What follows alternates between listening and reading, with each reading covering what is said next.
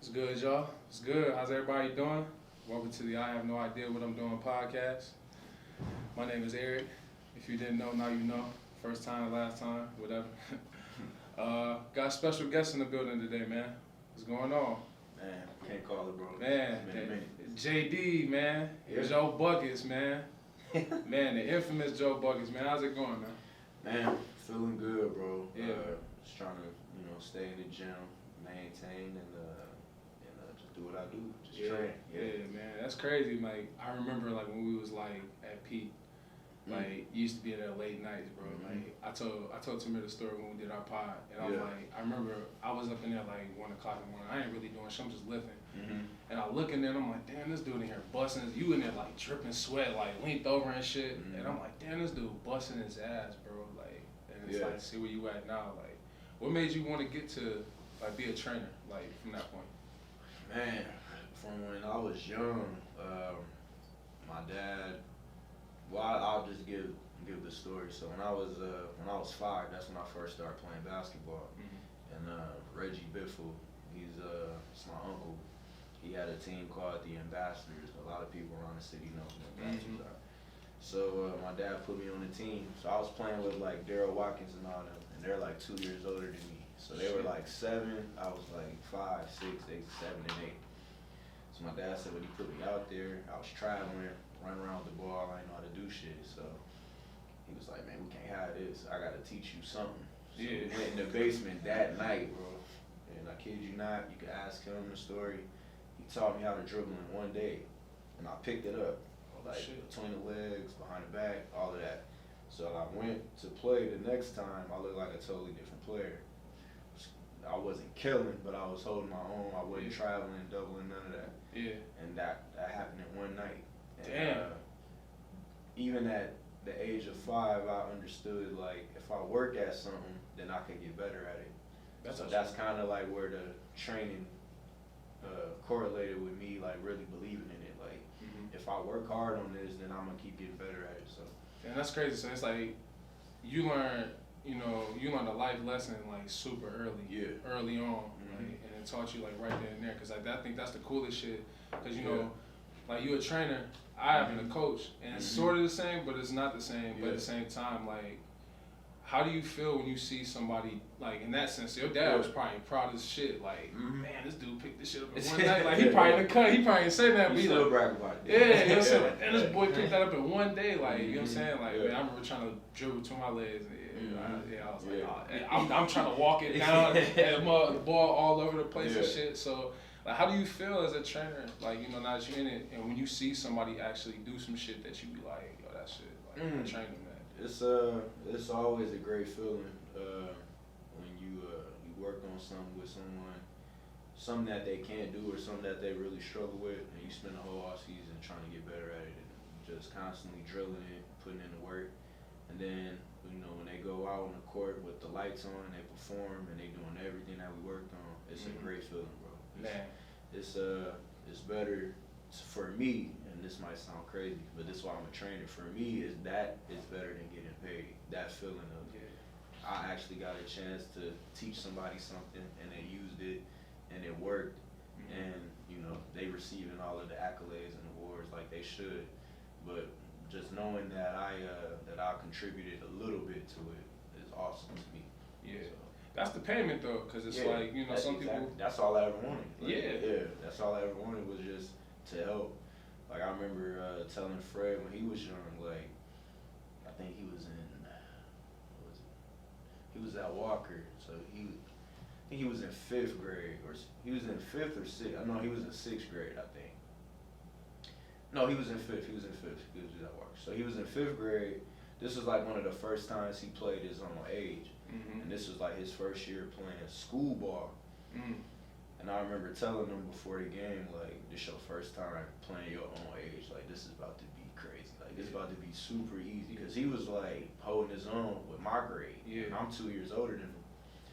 Then he got to Walker, like, I think the first game he had, like, 40 points, like, 10 assists.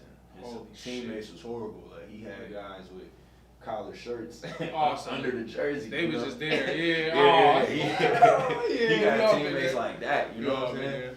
and just the IQ, you know, even you know at a super young age, I just knew like, bro, you're going to the NBA, like Man. like I knew it then, and I've been a fan of Fred's, you know, since I met him.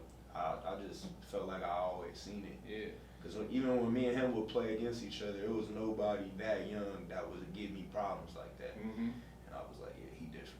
Yeah, that's the trainer, you know. That like you didn't recognize that gift at that point, but you know, you sat back and looked at it as a trainer in a sense, like you hyped him up, but then you like, shit, I know you see the work. Cause like we heard the war stories, y'all used to y'all kind of like, you know what I'm saying. I mean, the only way I can compare, I was thinking about on the way here, is like y'all kind of like the Ball family in a sense, like y'all all hoop at different levels. Everybody could, all three of y'all could hoop. Yeah, you know what I'm saying. It's like so I can only imagine like being in the backyard or like seeing what y'all was doing in the workouts. You know what I'm saying. Man, my dad used to put us through hell, bro. Like, wearing getting up 5 a.m. going to the Y, running the track, and jump ropes. How did you feel about getting up at 5 a.m.? Because everybody asked Fred the question, but how did you Fred feel about this shit? Like I said, I always was weird. Like, I was crazy. So that like, all right, we working out at 5 a.m. I can see that. Let's get it. Like, I said, I can see that because like, man, you be in the gym, bro. And I remember we was up in there. You was like, I remember I helped you one time, and I'm like, I don't know what the fuck I'm doing. You like, bro, just pass me the ball. I'm like, all right, cool. Like, I'm like, all right, shit, I'm gonna just, you know what I'm saying? Hey, it's funny though, cause like the funniest shit is crazy about you brought up the what you just told him, cause I remember I tell people this story every time I hoop. Yeah. And like you hooped with me. I'm not a hooper, but I like to pride myself as a guy like. No, you compete though. Yeah, you know what I'm saying? You're not finna hold me, but like I know I'm not a hooper, so if I get on the court with like y'all, I'll be like, all right, I try to turn into like a poor man's Draymond. Like I'll do everything y'all need me to do, who you need me to guard. And I remember one time I was hooping with you, I'll never forget this shit. I came down court and I kind of, in my mind, I forgot. I'm like, I'm not playing when I play with hoopers and I'm not playing with non-hoopers. It's different. I play different. So I come down, I chuck down the three, and I bricked it. I was like, fuck, my bad, bro. He was like, nigga, shoot that shit. I am. I was like, yo, this dude, and I was cracking up in my mind. You probably thought it wasn't nothing, but you looked me dead in my face like, yo, either you gonna shoot that bitch or I am. But somebody shoot that motherfucker. And I was like, damn. So like every time now I think like I get on the court with some cats, they can hoop, and I'm like, I just thinking that shit like, hey, you know what? Either I'm gonna shoot or these niggas gonna shoot. Somebody finna pull, you know what I'm saying? Especially in an open gym setting, you know, everybody trying to get their shit off. So I'm not tripping because I know what I'm gonna do when I get it. And you be cracking me up too because like you'll get that shit and go coast to coast. And I'll be like, this dude don't give no. Like it was one time you got that bitch, and it was a dude down there. You looked dead at that nigga and went down there and dunked the shit. I was like, this dude don't give a fuck. But I was like, you know what though? You put the work in every day, so it's like, for you, this is where you get to see like how good I am. I would feel, right? Yeah, like when I would, cause you know, you seen the behind the scenes. Yeah. I wasn't going to peak just to do open gym. Like I would go to peak, I would lift, I would do my agility, I would run my miles on the treadmill and all that, and then I would do my skill work, and then at night I would come in and work on anything that I was working on during the day. I'll come back at night. Just do it. Yeah. Really wasn't caring about passing because you know when you working out by yourself, you know, I'm working on skills. I'm working on footwork and moves and you know form, shooting, left hand, finishing, dunks, all of that. So when it was open gym time, I'm like, I'm just trying to see what I can work on. You know? And when I used to watch you too, like I remember we used to have conversations like sitting there at night. We'd be talking after you was done. And I remember saying, I feel like I said this to you, so if I'm wrong, correct. But I remember I was like, man, you're gonna be a trainer.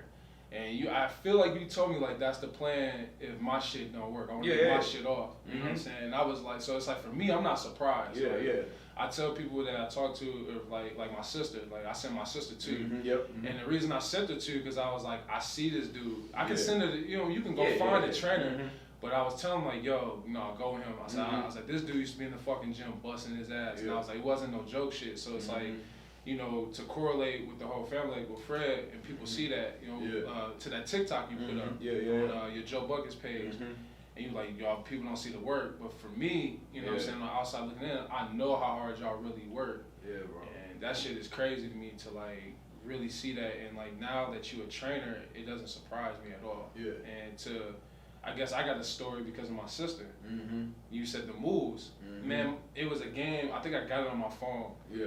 And she hit a fucking Euro step. And I'm like, wait a minute. Because I stood up went crazy, bro. Like, so, you know what I'm saying? Because my sister started a little bit later. Yeah. So, like, when she did that, I was like, that's the shit she learned with. That's how I knew you were that good, though. You know what I'm saying? Like, that shit is crazy. You know what I'm saying? Man, bro, like, just, I always was just a student of the game. I'm still a student of the game. You could ask, you know, anybody in my family. You could ask Fred, my dad, Darnell, whoever. I would spend, you know, hours upon hours, like, just on YouTube studying shit. Or, like, funny story, me and Fred would play NBA Street Volume 2, right? That's the game. Hey, that's a game. It's a part in the game, though, like, where you can look at all of the moves. And, certain dribble moves, like, they'll have, like, certain signatures. Like, Magic Johnson had his own little signature move and all that. So you can go into the tutorial and look at how to do the combinations, but they'll show the character, like, doing the moves and shit. Yeah, I remember that. So we writing names down of the moves and shit and looking at it and going to the backyard and we practicing that shit. Like, just all the moves that you could do in the game. Like, we practicing those in the backyard. In our spare time, that's, you know, without my dad telling us to work out. We just doing that shit on our own. On top of, you know, the hell workouts he's put. Oh, yeah. Like I said, I heard some of the war stories, man. I know that shit. Yes. Oh, yeah, I got all time. I ain't even finished about those. Yeah, so the 5 a.m., couple, like the ones that stand out the most, the workouts, were the weight vest, 2-on-1, full court. I hated that. Holy shit. Yeah, I hated it. Holy shit. I'm thinking about that like, damn, at that, but y'all were young. Y'all were shorties, though. And you got to remember, Fred is 3 years younger than Darnell, 2 years younger than me. Yeah, he was training with us, though. Like, there wasn't no, like, hold his hand, none of that.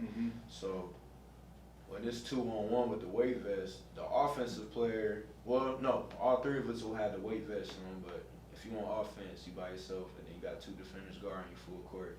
And I think we had to score like 3 times before we rotated. So Fred will always go last. Oh, right? He wasn't feeling that. Fred will always go last, right? So my dad would be like, man, fuck him up. Damn. Like, fuck his little ass up. So, you know, Darnell, I'll be fouling him up top or whatever, and he'll drive, get to the basket. Darnell will block his shot, but he giving him hella body. Boom, knocking him down, you know, Fred crying, he mad, he cussing us out, all of that, but, you know, he got through it, though. Yeah. And just, you know, doing shit like that every morning, you know, we did it, I want to clear something up. We did that in elementary school, right? That was like an every morning thing in elementary school. Once we got to middle school, the workouts kind of got a little more normalized. Yeah. But when we was young, I felt like he was on like some gladiator shit. Like, I don't know if you've seen 300. Oh, hell yeah, that's one of my favorite movies. Yeah. You got the little kid in the snow barefoot, all he got is a spear. You got to fight that big ass wolf. That's the type of shit my dad was putting us through, you know? So, you know, for Fred to be as mentally tough as he is, because to me, that's the best part about his game. Skill-wise, I'm not surprised at none of that, but it's that separates that. So, yeah, bro, them workouts was crazy. You know, I'm glad you brought the mental thing up. And I'm going to say this because I hope this gets back to him, because on a couple of my pods, I was like damn near begging this man, come to the Knicks. Like, bro, I was begging. I know Since 2016. Bro, thank you. See what I'm saying? See, I was like, bro, I was telling Cass, I was like, bro, like, I still remember the meme you posted with Phil Jackson. Man, like, come here, Fred. Bro, I wanted Fred, because it's like, you know why? Because it's the mental toughness, but it's the background that y'all all cultivated, with your dad started, though. You know what I'm saying? And that's ingrained in all of y'all. But what he was doing is he was teaching y'all the fearlessness. So it's like when you guys are fighting each other, and that's to be brothers and have that. So when you get to on the court with, you know, other people, like, shit, this ain't nothing. Like, I fight with my brothers every day. And so, like, I knew he was able to handle New York. And, like, I was in, man, you guys, people that know me, like, in the Knicks groups, I'm in there, like, we need to sign him. Motherfucker, like, the fuck is we signing this dude? Why would we sign him? I'm like, bro, y'all Knicks fans gonna love this dude, bro. Because I was like, I know where he came from, the shit that y'all do. And I'm like, And I'm like, man, it's like, that's why I'm glad you said that, because I was like, that's why I knew, like, I remember we talked about that as far as the mental toughness, and I was like, I said damn, what did I say? We were talking about, I think it was his junior year, because you were training one night, and we got to talking, and we were talking about that, and I was like, dude, I could see him being a dude if he on the right team. The right time, he gonna hit big shots like a Derek Fisher. Yeah. I was like, because I was like, because it's like I said though, it's about the background that y'all have, and it's like your dad. Even to what I want to get to more is passion. You know what I'm saying? Like I seen an interview. This is I think you all know what I'm talking about. Ahmad Rashad and Kobe. Like, it was like right around the time Kobe was about to call it quits. He had like the black shirt on, and he said something about passion. He's like, if you find it early, you lucky. And so for you, it's passion. And basketball, you're doing what you love to do, but you're also doing it on a different scale. Like you're not doing it in the sense of playing, but you're still able to be a part of what you love, basketball. So like, do you ever step back sometimes? You like even for yourself, because not only Fred, because I know you train other people. But like, do you ever step back in certain times when you train certain people? Like, damn, I'm really doing this shit. Like, this is what I'm doing. Man. Yeah, I do. Sometimes I still get surprised that I can sustain myself just off of this. Training is my only gig. I got some other business ventures that I'm getting into, but it doesn't involve me working for anyone else. This is all me trying to figure everything out. But training, has allowed me to to just live. So I love it because it doesn't feel like I go to work. I just go and do what I do. Do what I love to do. And like I said, when my dad taught me how to dribble at 5, that's when I knew. I was like, this is what I'm gonna do. This is it. And it goes to that though, like you lucky. Like and it's a lucky thing, but it's also just that's how the universe works. But it's like you found that shit early. And some people, we had this conversation a little bit earlier, I didn't want to get too much into it, but it's like we talked about a little bit how like with Rockford, where we from, I feel like this is a city of a lot of former athletes. That's how I look at it. Definitely. It's a lot of guys that we didn't make it. So, we all, for me, I look at it like a Fred or a James Robinson, even Dean Lowry or Smolinski or even anybody. I hope I'm not forgetting nobody. I know Armani, I know him. Like, they're doing things like that, and it's like you see that, and it's cool as shit. You know what I'm saying? And it's like, so that's why it's tangible in a sense. And seeing you do what you do, you know what I'm saying? Like, I know you love it, but somebody like, oh, he's just a trainer. But to me, I look at that like, that's like, damn, this dude really doing what the fuck he want to do. Like you said, you ain't working for nobody. Doing what the fuck you want to do. You know what I'm saying? Like, and a lot of people didn't, training is like the new sexy job now. Like, everybody want to be a trainer now. Podcasting. Everybody want to be a trainer now. But I remember when I would tell people this is what I was trying to do, they were like, what, you gonna be like a coach? I'm like, nah, like I'm gonna just train athletes. Or are you gonna be like a personal trainer? Like, you gonna do this, that? I'm like, nah, it's strictly basketball. Like, well, good luck with that. I don't know too many people that do that. Well, I'm gonna do it. Hey, what Jay say? My uncle told me I wouldn't sell 100 million records. You know what I'm saying? Cause he can't sell 100 million records. Exactly. So that's exactly what Jay said. So, like, you can't do it, you think I can't do it? Exactly. Because people will force their own fears and shit. I used to think it was hating, but I just look at it like, nah, you just don't believe in yourself as much as I believe in myself. It's nothing personal.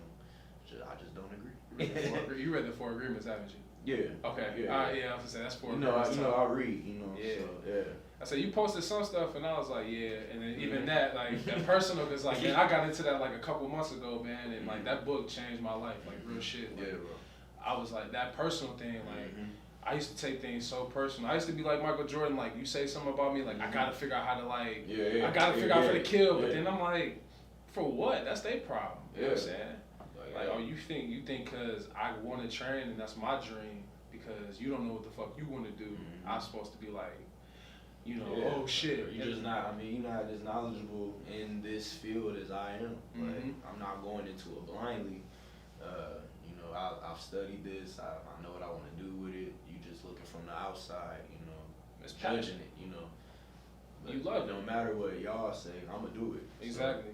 So, yeah, that's just all it is. It's all in the love, because it's like if you love something, you gonna take an interest. If you taking an interest in something you love, and some people, like I like what you said too about because it's a sexy thing. Mm-hmm. So people will do something just because it looks cool, and they think that they'll jump in it, and then they get their head took off, and then they, you know what I'm saying. But it's like, or they don't. What I'm trying to say is they won't do what they love to do because it's not cool. Yeah. You know what I'm saying? Like. To me, like, I see people do this, but like as I started to do this, I'm like, I talk shit. Like I was sitting there thinking, I'm like, I talk shit on Facebook. But it's like I started realizing, I'm like, you know what? I do get a lot of responses. I'll be real. Some of the shit I'll be posting, like I really don't mean it. I just know it's gonna piss somebody off. You used to have. Hey, I'll get it up there if I want to, like, cause I know, like, I'll sit there and read people, and I'm like, let me piss somebody. But see, you on Twitter, so you know what I'm doing. So, but I mean, to that other point too, back to that, as far as what people project on you, what advice would you give somebody that, because we talked about people want to do stuff after their athletic career, like once you figure out, okay, I might not make it.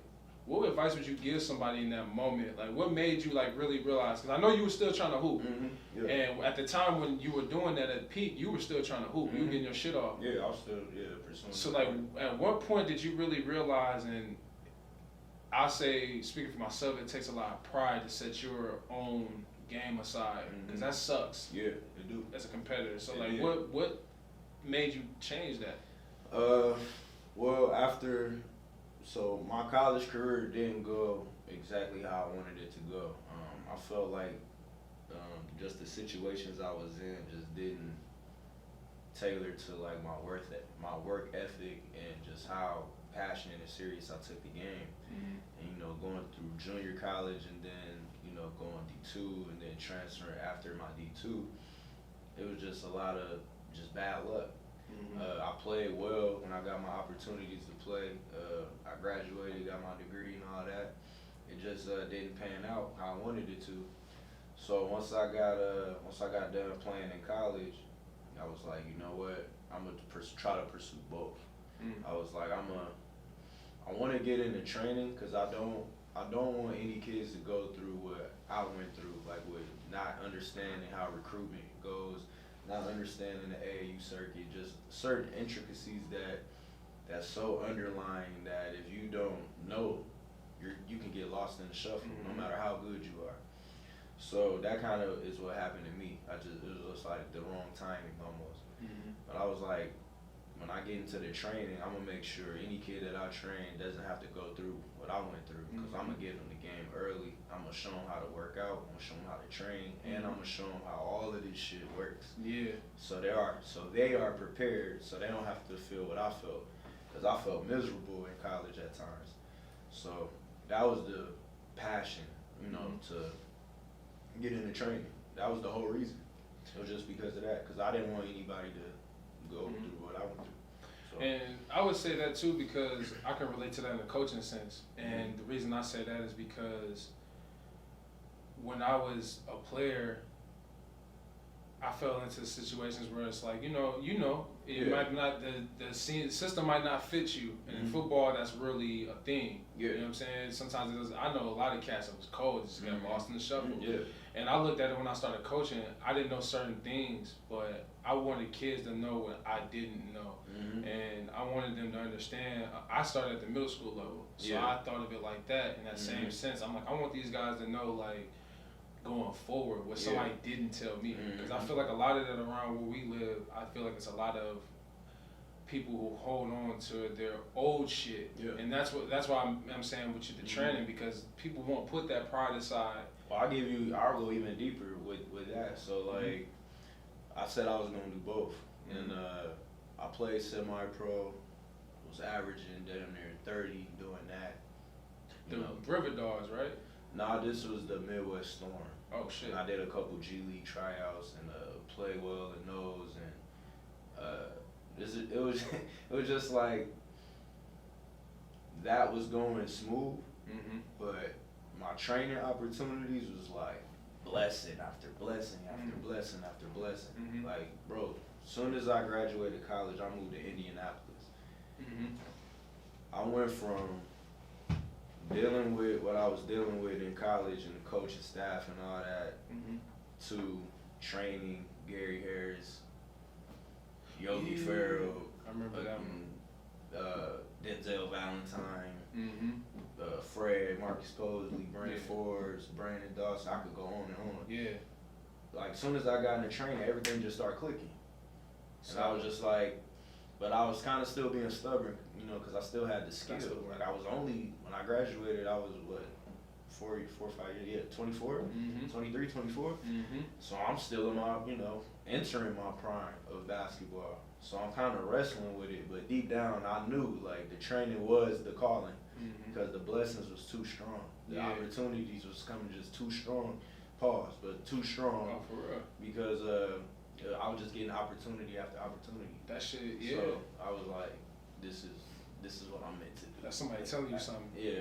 It was hard, bro. It was hard to put the hooping, you know, to the side, but you know, I'm happy with the decision I made, and I honestly feel like this was my purpose for real. So that's a good word. Yeah, passion, purpose, man. You find your purpose in life, and you feel free. Yeah. You know what I'm saying? When you're doing what you want to do, like when you working and you doing jobs that aren't really that you're not passionate about. You're doing shit you're just not passionate about. You just like me, I'm at work and I'm just like, this is trash. Yeah. You know what I'm saying? I gotta figure something else out. So it's like for you doing something, you wake up every day and it's like, I'm pretty sure when you wake up, you like, boom, I gotta train 5 kids a day and it's a rush. Yeah, it's fun, bro. Like every day I get up, I do my own, I still work on my game because I want to be sharp and, you know, being able to demonstrate whatever I show. So I'm big on practicing what you preach. So I'm not gonna tell somebody to do something that I can't do exceptionally well.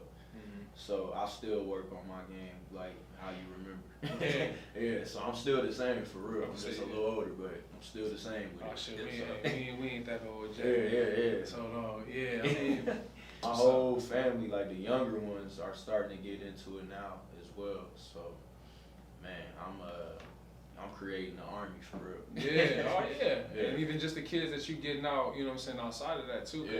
That's inspiring. Like, for me, I remember another thing about the training too. I guess it's all of you guys, cause I don't know if I'm right. I just heard this story, so this is kind of rumor. But I heard Darnell went out to Wichita to help Fred on his shooting.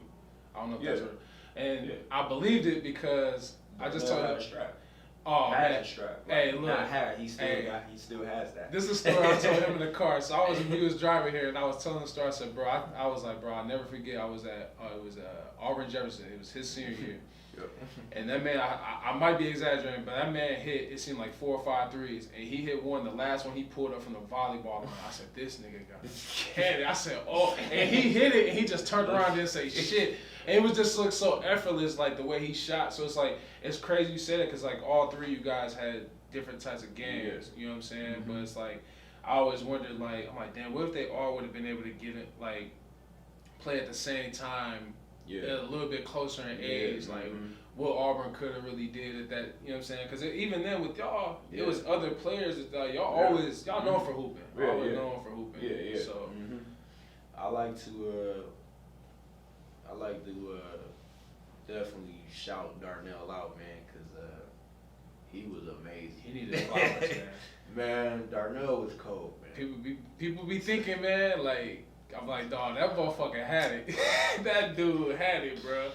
I remember seeing him on the news getting buckets, and I'm like, he had this big ass throw, and they was talking about him, like, man, who is this dude? So I'm just watching, I was like, this dude is getting buckets, because I remember the talk at that time was David Brown. It was them two, it was them two. And David Brown ended up getting MVP, you know, but Darnell though, bro, like, it was just the way he did, like, he could play with his back to the basket, he could shoot, he could handle the ball, like any position you wanted him to play, he was capable.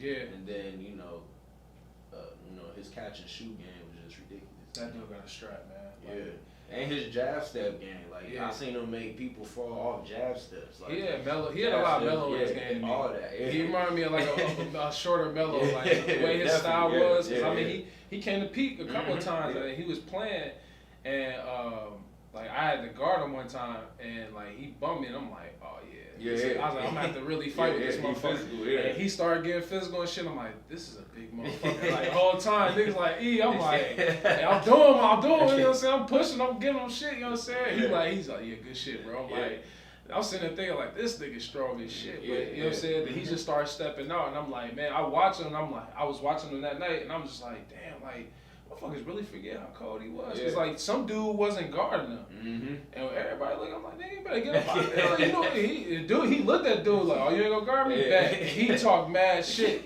It's crazy because I watched all three of y'all play, so it's like you don't say shit. I don't see Fred. Fred don't really say shit, but Fred kind of sneaky with his shit. Yeah,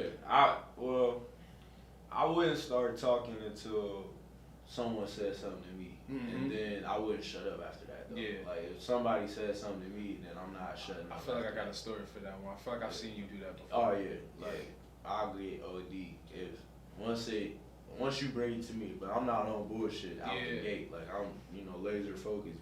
But as soon as somebody start talking crazy to me, then I go in. Fred is the same way. Yeah. Like he won't say nothing, but as soon as somebody start talking to him, I heard a story, man. It was a story. So I guess y'all came to peak one night, and some kid was getting frisky, and I think it was Fred's senior year, and y'all was in there busting ass. It was at the small peak, and I remember somebody was like, the kid did something to Fred and did the LeBron shit, and somebody was like, he did the whole joint. The Heat celebrate. And they said, I forgot who told me this damn story, but it was like, man, Fred told whoever was like, let me see that real quick. And he said, bro, the game was over in like less than 3 minutes. He came down and went bang, bang, bang. And then he started talking shit as he was hitting him. And he was like, yo, you ain't celebrating no more. What's going on? And he was like, bro, the man didn't say shit. Like, the way he was telling was like mythical. And he said the kid left after that shit. So I was like, man, like, but y'all hoop though. Like, you know what I'm saying? But I respect it. You know what I'm saying? I mean, I got on the court with you talk shit. I know, like, you a hooper. But I'm like, man, fuck that. Like you're supposed to, But I was like, I think that kid, I was like, he got a little bit in over his head on that one. So, I mean, I got plenty of stories like that. But I mean, I done seen Fred, like, as a child, like, make grown men fall. Like, I remember at the Y one time, I think, we was in middle school, so I think I might have been in 8th, and I think Fred was in 6th. But me and him playing 2-on-2 just against these adults, bro, white dudes. And Fred must have got the ball, bro. I remember it like it was yesterday. He was on like the right wing. He did like between cross, like he was gonna go. But when he did the cross, the ball was still hanging, so he got that extra step. Oh shit! So when he got that extra step, Buddy tried to cut him off and he snatched him. Yeah. Shoe exploded, like sole over here, shoe over there. Socks. See, that's the shit I be hearing. Like, it's crazy. Get the fuck out of here. I swear to God, bro. Get the fuck out of here, bro. I don't even know how I would feel as a grown man if I just got crossed out my shit like that. Like, how do you... Bro, I swear. Holy shit. I swear, man. But y'all was doing that shit like every day. Like, that's crazy. So, like, how does it feel like to see, like, the work when he won the chip? For me, it was a little surreal because I'll be honest, if anybody saved outside of your family that they thought he would get to this point, you're all full of shit. Yeah. Because I knew the odds was against him. That's why I had to bet on yourself shit. But I knew, like, I was like, man, but I always felt like if he just get a chance, like, he's a winning player. You know what I'm saying? He's not going to blow your mind with his athletic ability, none of that shit. He's just a dude, if you plug him on the right situation. Like, how did that feel to see that work as a brother on the outside looking in? How did that feel to see your brother doing that shit? Yeah. It's like all the work you put in. How did that feel for him to get to the mountaintop? You know? Man, it was great. But I don't want to sound crazy or cocky, but I'm just like, look at his history though. I mean, he's won on every level. Fucking winner. Like it's been, and he's always been an integral piece to whatever team that won, he was always one of the integral pieces of their success. I can see that. So at Auburn, nobody over 6 feet. Nobody over 6'3". If you watch them in warm-ups, you're like, how the hell they get down? I was at that one when they played. What was the blue and white? They had the white and blue. They played Bloom. That's what I thought it was. Yeah, I was at that game. I was like, oh no. Yeah. Then they started playing. I'm like, but it comes down to he's like every story with Fred hooping is like David and Goliath. Like if you know biblical or whatever. You know, David always slayed the giant. Yeah. So when he was playing with Primetime, they playing the Harrison twins. He busting their ass. They playing Indiana Elite, Yogi Ferrell. I heard about that. Ass. Beating them by 20, beating them by 30. And he's Fred and Marcus and Mark Foote. Them three. That's a big three right there. Yeah. Cause them other two dudes. But look, they not tall though. No. You know. Yeah. But for some reason they just beating everybody. So that's what I seen from when he was young. So when he got to the NBA and did what he always been doing his whole life, I'm just like, I'm not surprised. But like you said, he just needed opportunity. Yeah. But I knew once he got opportunity, he was gonna take advantage of that. Because he always felt like he's the best. As you should, though. Yeah, he always felt like that. Like, I'm one of the best players on earth. Yeah, he felt like that as a kid. He told me he was better than AI. He believed it. We was in middle, he was out west. I'm better than Allen Iverson. Should say that. Guard. Yeah. Because Iverson would say that if he was in his position. Yeah, exactly. He was a kid saying that about Mike, you know, but the way Fred said it, he believed that. Like, and so, like, he took the long road. Yeah. And that's commended because before I ask that, did your G League experience, did that help with him making his decision? Like, did you guys talk? I mean, you can't think for him, but like, did you guys speak on that as far as before all that went down? Because I know he had like the G League offer on the draft night or some shit like that. Yeah. Like, you know, because he's the younger brother, so he got to watch you and Darnell. And then you guys get to, you know, teach him, you know, whatever. I'm the oldest of mine, so I know what it's like. So, I mean, he wanted to get drafted. It was more like a pride thing. Like, got everybody here, everybody watching. You know, I don't want to not get drafted at a draft party. So he kind of just was like, "Fuck it, I want to get drafted." You know, but we just like, you know, wait, let's really, you know, look at it. And then he talked to his agent. His agent was like, "Nah, like." The G League, not the way. Like, you too good for that. Bet on yourself, you know. That's where that turn came from that night, you know. And I told him too, like, you been in college for 4 years. It's not like you a one and done guy.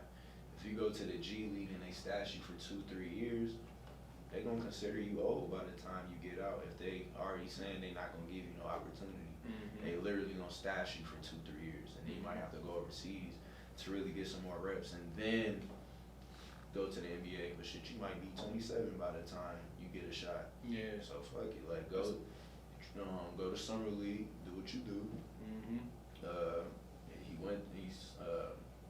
I think he had like Spurs and the Raptors. Ended up going with the Raptors, obviously. And every time he got an opportunity, he seized it, took advantage of it, and $85 million later. Look where he's at. Yeah. Look where the family's at. Where y'all at, shit. You know. It goes back to that story you told in the beginning, though, with what your apostles trying to teach y'all. Yeah. Like everything y'all doing, it correlates pretty much to that. Like you said, with the wolf and the stick, it's like shit. I'm out here in the cold. It's like if I'm gonna go for it, it's life or death at this point. It's all in. Yeah. So that's how that's what Fred. That was his philosophy. I'll never forget. Even with me, like when I was in Indiana, I was kind of like back and forth on moving back to Rockford and starting training because I was kind of nervous about being in debt. Like I got to take money out, take loans out, so I can make sure I got the gym space and I can pay this and buy the equipment and blah blah blah. And Fred looked at me, was like, "Bro, scared money don't make no money." That's all I needed to hear. I ain't no bitch, fuck that. I'm moving out. Like, I'm going back to Rockford and I'm gonna bring what I learned in Indiana back to the town, because we wasn't moving like that. When I went to Indiana, I'm like, oh, this is why they got NBA players. They got people training these kids like NBA players from when they is, but it's a whole business scheme, like it's a whole thing. Yeah. So I was like, damn, no one in Rockford is doing it like this, like at this level. I'm like, I could come back home and just take over. It's like you I'm said. gonna bring something no one ever seen before when it comes to training. So, yeah. It's like you said. It's basically what you said earlier about that, though, like how I lost my train of thought. Trying to answer. But pretty much like, like you said, it was like a blessing on how it worked when you knew with the training. You knew. So it's like, even though it probably sucked. Because I think we were at Jimmy Jazz at the same time. And I remember you was going back and forth, and I was like, bro, man. I was working like 3 jobs. Holy shit. The time. Yeah. And I was still training. I was training. I remember you was training here. I was training Tamir. Yeah. I was working at APAC. I was working at Jimmy Jazz. I was doing the basketball training. I sold all my kicks. You know how much of a sneakerhead I sold all my kicks. I know that hurt. I bought it. You had some heat. You had some heat. I remember you posting. I was like, he's sick. I felt sick for you. Yeah. I was like, oh. I was like, man, but I needed a whip though. I needed a car. So once I got the whip, I drove out to Indiana. I did my internship. Found me a place to stay, and then I started training. I was there. Fred was still in college at the time. But that's where I got my footing. Shout out to Chris Thomas. Yeah, that's the CT. guy. Yeah, CT. With 100% hoops and world domination sports. Yeah, he really showed me a lot, and I'm always to be grateful for him for doing that for me. Yeah. I said because he took you under his wing. He didn't have to do that. You know what I mean? So yeah, it was dope. That's what's man, and getting that experience, like you said, you seen, because from here a lot of us don't get out of here. We don't see things. So it's like we just don't know. No. Like you can't be something you ain't never seen before. You know, like how do you know you could be an NBA player if it's no NBA players that you could actually meet and touch and get the game from? You know, how you gonna be an NFL player if it ain't no NFL players? Somebody got to break through, and for that one person to break through, the situation has to be perfect. Like everything got to fall in place. And when everything fall in place, hopefully whoever make it, gives back. So the next one that's looking up can say, all right, now Fred has set the blueprint. He, took this step, this step, this step. Now I can do that. I believe I can do that. Shit, look at James Robinson. They took the same route, pretty much. Yeah. Like that dude should have been drafted. Like, I watch football. Should have been he should have been drafted. Pro Bowl, all that. Yeah, I was kind of pissed off about. Everybody. I was like, come on, man. Like, I'm not seeing like white folks, not even like from the town, like really going hard about that. I'm like, he's a dog then. Like, he got everybody on his line, like rooting for him. I mean, that kid had. Dirty. I think I did a pod and talked about it a little bit. I think he had like 1,600 yards total, and he had the most yards of an undrafted rookie in NFL history. And I'm like, come on, man. Like, come on, man. Like, you know what I'm saying? And then, he don't make that. Like, and then like, look where he from too. Like, I'm gonna be sick if Fred don't make All-Star this year. I'm gonna be sick. Hey, we that ain't saying too much. We kind of had that little convo about the All NBA. Like, I was like, we had talked about it. So I speak mine, you know what I'm saying? I just was like, it's going to be tough because I feel like some of that is not, I feel like some of that's like a popularity thing. Like the All-Star shit, you know what I'm saying? It's kind of a popularity thing. Like there was a big thing where Luka was starting over Dame, and everybody's like, what the fuck?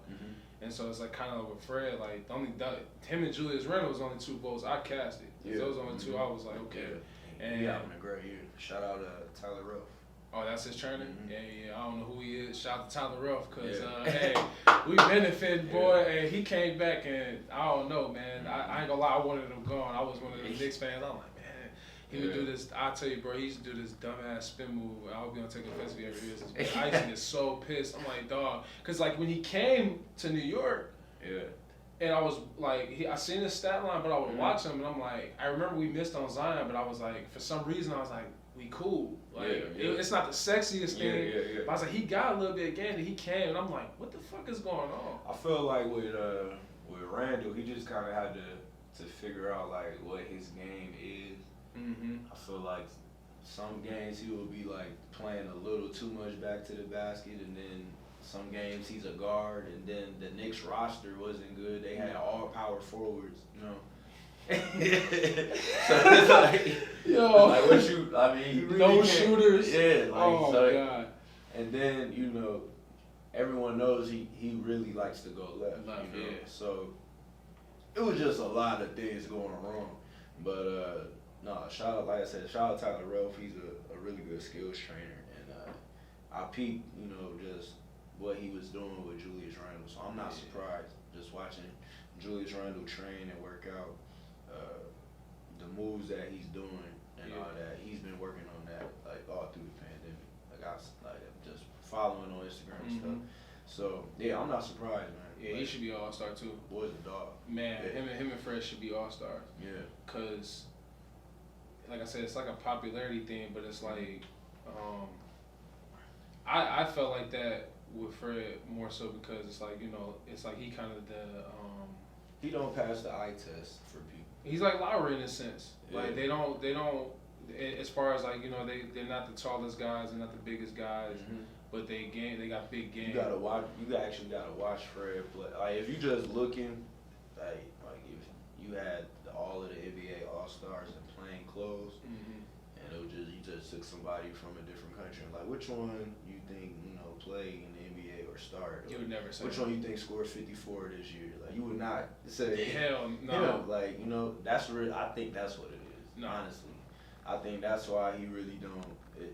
I won't say he doesn't get his love. I think that's why it takes a little longer for him to get his flowers. Yeah. It's just because of how he look. Yeah. He's not look like your natural. If he was our height, it wouldn't be a question. And nothing against him. I'm not trying to, you know what I'm saying? But it's like if he was 6'2", 6'3". If he was 6'6", you would be talking about like maybe one of the greatest basketball players ever. Like, with his game. Hell yeah. With his game, If he's doing that at this, you know what I'm saying, his height, you know what I'm saying? It's like for real. Like he got a lot of CP3 in his game. Yeah. A lot of that. Said that too. A lot of CP3. I mean, to that though, you know, in that sense, you get to see to the Randall thing. So like, I guess that's the cool shit. You watch games and you like, do you watch games and like, man, like think like I guess you watch and look for like the strengths and weaknesses and all the time. And compare it to like maybe the kids that you are training. Like, man, he kind of got, obviously it's not them, but like this is a bigger kid. I see he kind of look Julius Randle, like they kind of big guys. You know what I'm saying? Do you do that? Like, yeah. Well, I try not. Well, when it comes to my kids, I try not to make them play like anybody in particular. Because they're young. Yeah, because they're young. So I'll just let it. I just kind of just try to grow it naturally. That's where my philosophy, the no weaknesses, come from. It's like you're gonna figure out what you are. I'm gonna just make sure you're advanced at everything. So it's like you're gonna have all of the skill and all the ability.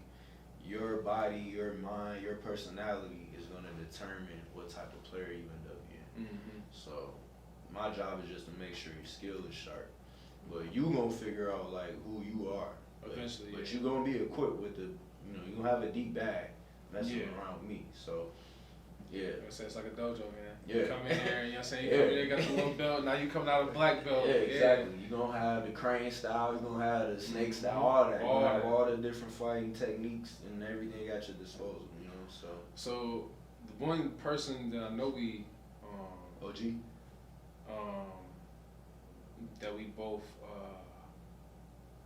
like, Crawford. You the only other guy I know. Yeah. That's my like that type of shit. Like bro, like when you said that one day, I was like, yeah, he really watches movies. Like I love Jamal Crawford, like, and I guess like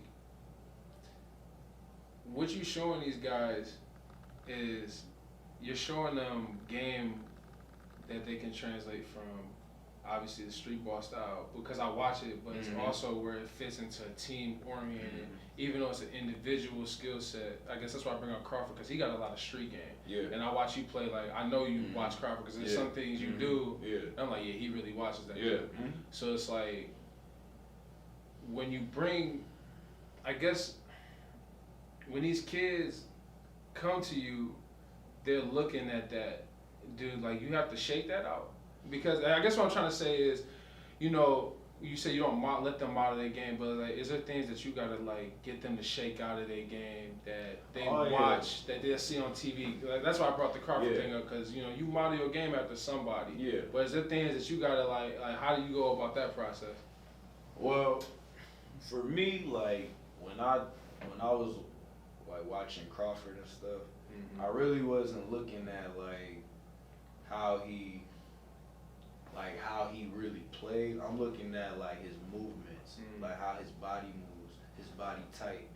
I felt like I was like a shorter version of that, like the way I moved, the way I ran, the way my body's built. It was very similar, and I grew up, you know, watching and practicing like that. So it just made sense to watch him and kind of model my game after that, for me personally. But for like my kids and stuff, I try not to, I try to keep it like just flowing and creative. Like I try not to box them in like, all right, you like to do this, all right, so I'm gonna try to have you play like that. Or you like to do that, all right, I'm gonna have to try to make you play like that. I try to let them play like however they want to play, but you're gonna learn how to play the right way though. Yeah. So, yeah, I gotta break a lot of bad habits. You know, Steph, I love Steph. He got everybody thinking they can shoot. You know, that's what I was alluding to. So, yeah, you kind of, you know, you gotta break bad habits. That's more like IQ though. Just teaching them like you're not ready to shoot that shot yet. Like step all the way to fucking like, cause you're not ready to shoot that. Like you're throwing the ball. You know, you can't shoot it with strength yet. You're not using form, none of that. Yeah, nothing. Like you just chuck it. You know, so let's bring it in. You want to shoot back here? All right, let's do this then. Let's work on it. Start inside out. Yeah. So I see a lot of trainers. If kids do come in and start doing that, I don't discourage it. I just let them know, like, if you want to do this, you have to work on it. Like, you have to do this first. You can't just fucking, like, if you playing Pokemon, right? Yeah. Back in the day, you playing Pokemon, you got to Squirtle. You can't beat one Pokemon and think you're going to turn into Blastoise. No. You got to get to level 60, you know what I'm saying? Like, you got to work. So that's what I try to explain to the kids. Like, you can shoot back here, but let's do the work. You got to get from here all the way to here. But it's a lot of work we got to do to get here. So I try to get all of my clients and kids and whoever I train to understand that.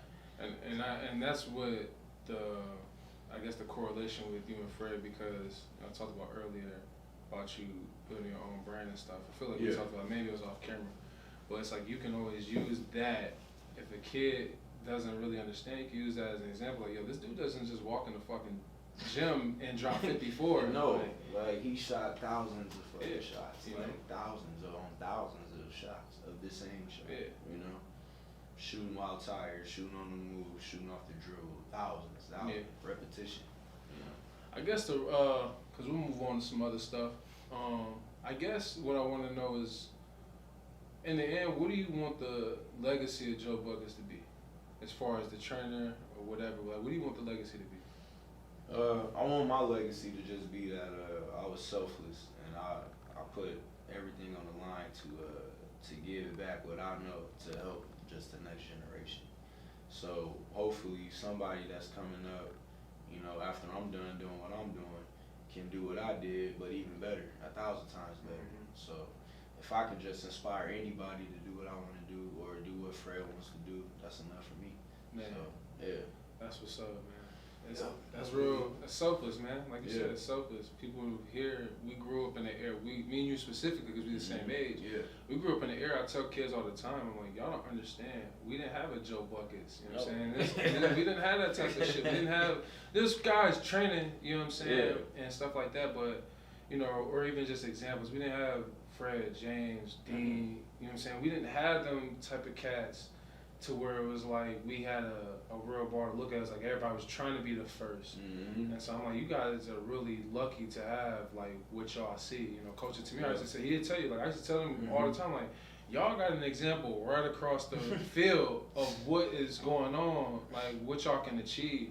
You know, we grew up, it was like we didn't have that. So, you know, it's great that to hear like that part of your legacy. You want to be selfish. You just give a shit about, kids being able to take it to the next level. Mm-hmm. And I played already. I went through it already. So let me help people go through it, the best that they can, and let me tell them my pitfalls and where you gonna fuck up at if you don't do X, Y, and Z. Yeah. So I know X, Y, and Z. I didn't at first, but now I know, so I can get that information to whoever wants. Yeah. So I mean, before we move on off the basketball, so who is your favorite player outside of your brother right now that you like to watch? Your favorite Kyrie player? right now. I can see that. Yeah, Kyrie. I was so sick. Yeah. Yeah, it's Kyrie, bro. For me, for what I watch basketball for, as a trainer, that's one of the most skilled players I believe that I ever seen. It's he got it on the string, man. Yeah.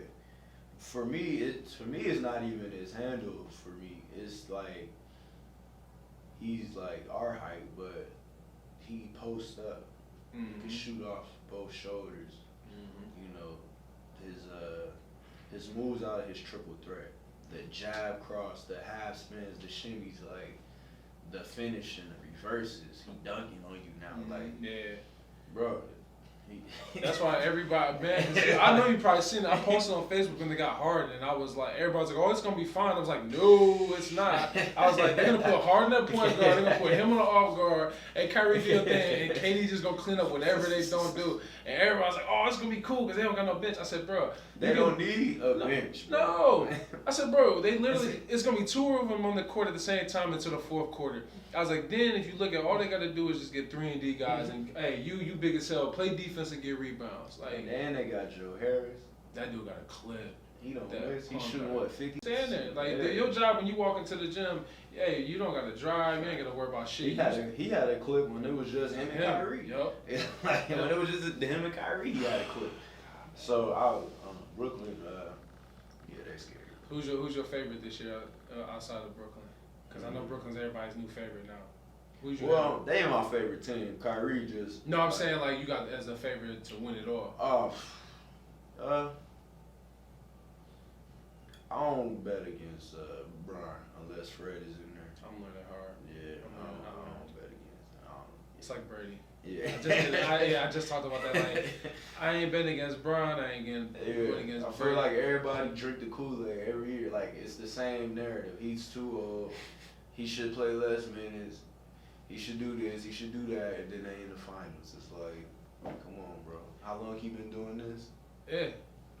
It's it's crazy because I was just on Facebook and they were talking about the comparison. Somebody posted on one of them groups and was like, Jordan or LeBron had to go to this team to win. It's like, bro, when do we get to a point where it's for me, he overachieved. I feel like Jordan is the GOAT, but I don't even get into the GOAT debates no more because one, it's I remember when we were shorties, Jordan was the man. We all knew that, but we were at the end. Yeah. So for us, it's the Iversons, the T-Macs, the Kobe's, those are the guys we seen. But it's if you look at Bron's career and you look at bro, when it's all said and done, bro, he probably gonna be one. It's gonna be hard. It's gonna be hard. But for me, I don't like to say it's one indisputable GOAT. You got eras, in my opinion. Agreed. Mike was the best in his era, the greatest ever in his time. And then Kobe had his time. Tim Duncan had. I feel like that's what I was about to ask you. Wait a minute, hold on. Hey, they be disrespecting Tim, man. They shared. I feel like they shared that the 2000s. Yeah. You could throw Shaq in there too. And then once the 10s hit. Yeah, bro. The man been to 10 finals, bro. How do you it's mind blowing. As a football guy, what Brady's doing, people really don't understand. Nah, cause that's 10 Super Bowls. You don't see that. No. So you see a guy go to the finals. You see a franchise go to 10. You not see a player. Even Bron. Bro, the Knicks ain't won a chip since '73. Way before our time. In there. He been in there since we graduated high school. Yeah. He makes it look easy. It's it's nothing. Bro. Yeah. We looking at you. Bro. Like y'all, like He's been in the finals since I graduated. I graduated high school 11 years ago. Yeah. 10, 20, then holy shit. 21. 20, oh, fuck. 2010 to 21. Oh, I graduated 11 years ago. He's been in the finals every year. Except for when he got hurt. And it's like, but that's what I think about him though. It's like as far as the appreciation of his game, I'm like, when are we going to start appreciating what he do? It's not, they're not though, until he's done. Yeah. Because you have to hate him. You gotta hate LeBron. He's the villain. Yeah. I mean, it just, when you the best, when you at the mountaintop, like, they have to hate you. Like, could you imagine if Mike played today? Like, you think he'll kill? Yeah, he would kill. That's what I think. Yeah. I think he would kill. I think certain guys, you can drop him in any era, but do I think he would look as supernatural as he did? Mm-hmm. No. I don't. That's just me personally. Mm-hmm. Just because I'm looking at guys like Zach LaVine, I'm looking at guys like Bradley Beal, I'm looking at guys like that they're so good that we just like take it for granted. Like people don't understand like how athletic these guys are, how well they can shoot, how strong they are, like all of this.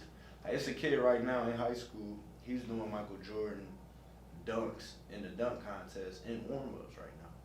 He doing that in warm-ups. Yeah, and you can look on YouTube and see that shit too. Like, yeah, kids, like it's different. It's, just technology, information. They can watch a Joe Buckets training and learn. They watching Mike. Yeah. They watch, they watching Mike and they like, oh, I'm gonna do this, but I'm gonna do it a little better. Like I'm gonna flip it. That's just how it goes. It's the evolution. I feel like it's You can't tell me that a car every year don't get better, but basketball players don't. No. Like I know we love Mike, but let's just put it into their era so we can get everybody their flowers. You know what I mean? Because this cast that's in this era that we kind of probably take for granted. Like if you put a Bradley Beal in that era, what does he do?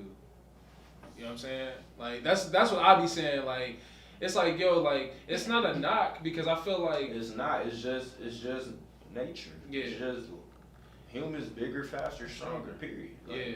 That's just what it is. Because it's smarter, advancements of technology. Because you put them in our era, what would they do because of the technology they would have access to? Would they probably be better? Exactly. Like my example, like somebody was arguing with me a long time ago and was like Larry Bird couldn't play today, and I remember I was.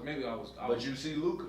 That's exactly the thing I was gonna say. I was high as hell and I'm watching Luka and I'm like, wait a minute, and I went to Larry Bird. I was like, yo, this dude. Breaking news. What? Fred didn't make the All-Star, bro. Are you serious? Yes, sir. Damn, we got breaking news on my pod. Are you serious? Snub. Damn. Breaking news on that. So, I don't got no breaking news sound. So, you go ahead and read that real quick. So, Dan, that's crazy as fuck. Hey, man, that sucks, bro. That sucks. That's trash. Hey, bro, you plug this up. We ain't even gotta edit this. We're just gonna keep this shit raw. Because it's a raw moment. That's crazy as fuck, bro. Yup. So see what I told you yesterday. It's a popularity. LaVine and Randall beat them out. Vucevic. Vucevic is an all-star. Oh no, he's definitely an all-star, but man, they I don't know. Fred gave him 54 though. But, I don't think that's gonna stop him though. Oh no, this is another. It's another thing to the wood to the fire, basically. Damn, that's crazy as shit. How I get breaking news on my pod? That shit's crazy.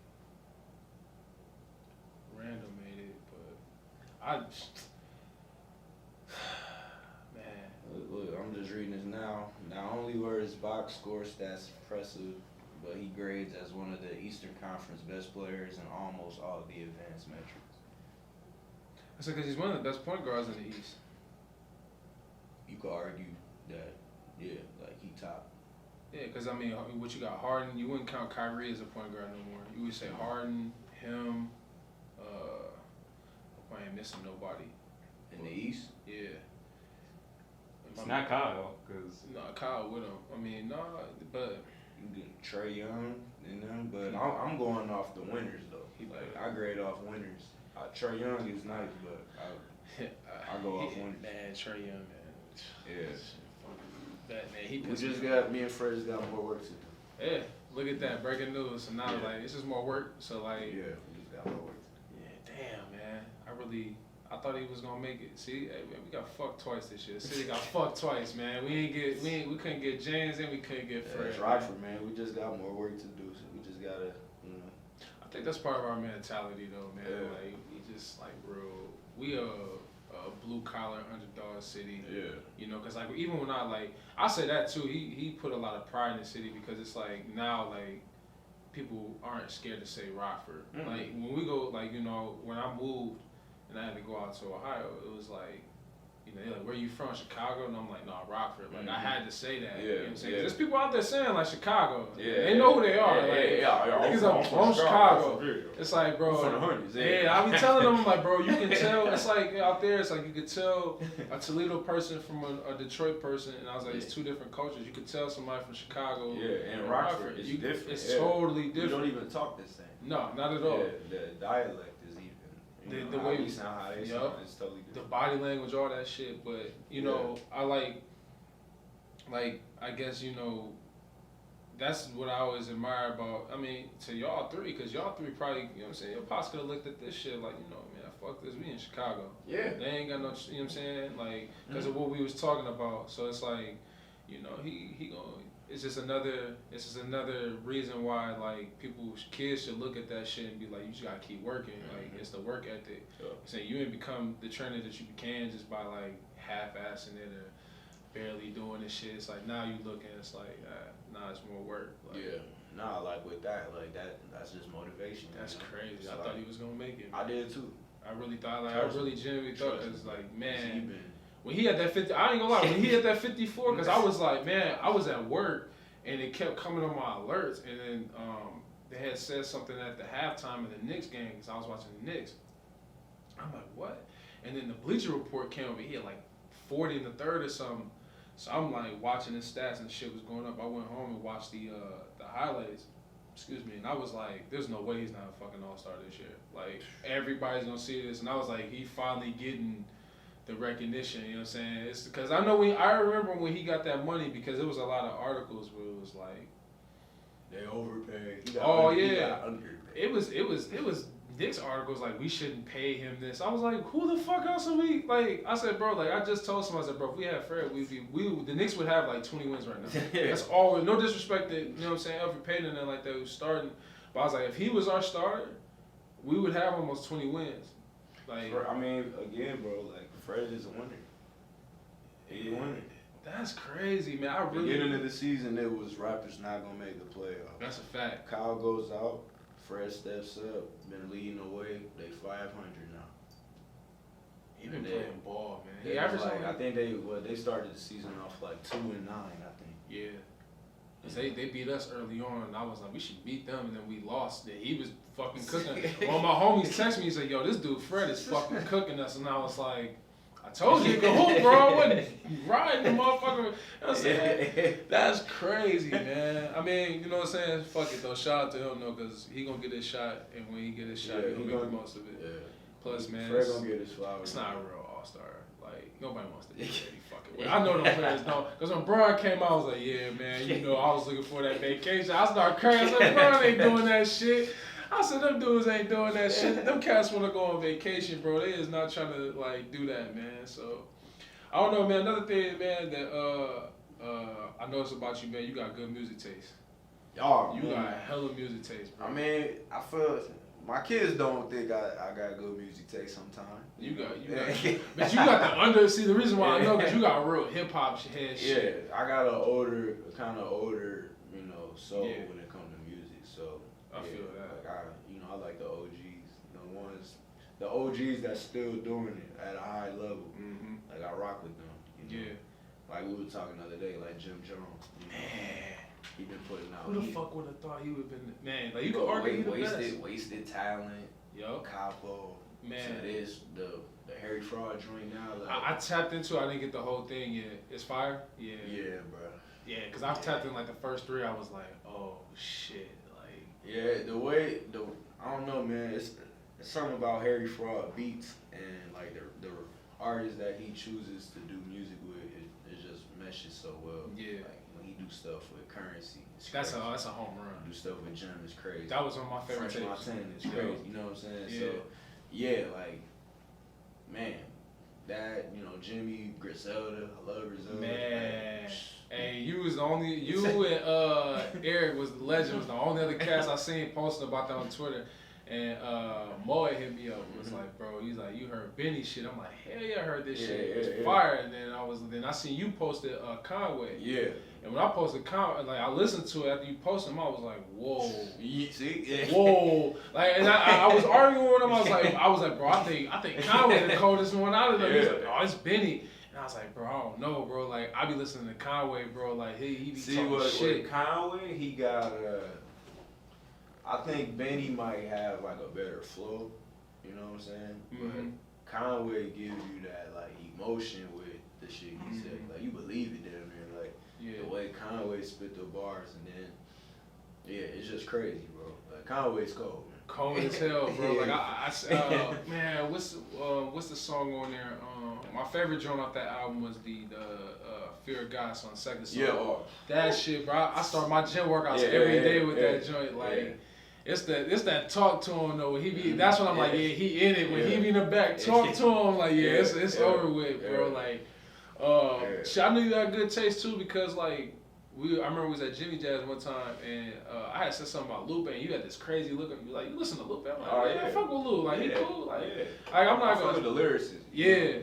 The niggas that's actually, got something to say in their raps, I'ma listen. Like, if you got something to say that can motivate me, or that shows, like, how fucking intellectually advanced you are in English and the language and all that, like, I'm a nerd, so it's like, hell yeah, that's what I like, Yeah. Push your T, Push nasty, bro. Come on. People didn't know that until that Drake shit, though, I don't think. Yeah, they didn't. Yeah, they was. Yeah. And I'm more of a Drake fan, admittedly. I'm more of a Drake fan. Drake talked to me a little bit differently than Push do, but Push, he motivated me a little bit like Hove do. Yeah. He's the only other person I know that could talk. Brick talk like that. That's why I like them Griselda like dudes. It's like a science. It's not like regular, like just regular schmegular. Nigga make me want to get money. Yeah. It's like okay, whatever you doing, you want to get to whatever. Like, so who got who on Drug Dealers Anonymous? Cause Push was hard, man. But how you I'm a Hove guy though, so. Cause I just listened to this on the way out. I don't know, bro. Might have to get an edge to Hove. You might have to. It was the white Vans line for me, like that, and the ambidextrous line. I said, "Oh man," like, and it was like crazy because I was telling, I think it was me and Mo having a conversation. I was like, "Bro, I don't know. I'm remembering now." Push has some shit on there. America's Nightmares and Flint. Children never less a guy on your melons got a tent. Yo, I was like, oh, and I was listening to it, and I was like, when I was on my way here, I was like, because I used to just say, "Oh, my Hove got that," but then I listen, I'm like.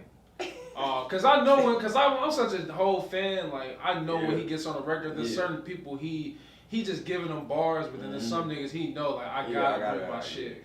And when I listened to his verse after that, I was like, nah, Push was on some shit. I was like, that was anybody else, that dude would have got washed. Bad. So and then like to that Lupe, like that's how I figured out who Lupe was. Like early on, I remember I was in like middle school talking about him. Yeah, me too. He's like, who the fuck is Lupe? And I'm like, y'all, the Kick Push nigga? And I'm like, no, bro, like dude, can rap. Some shit, And it was he had the cosign from Jay, and then he had that Pressure song. I was like, damn, that's another one where I'm like, man, Hove went crazy, but then I listened to Lupe shit, the jeans and the scenes. I was like.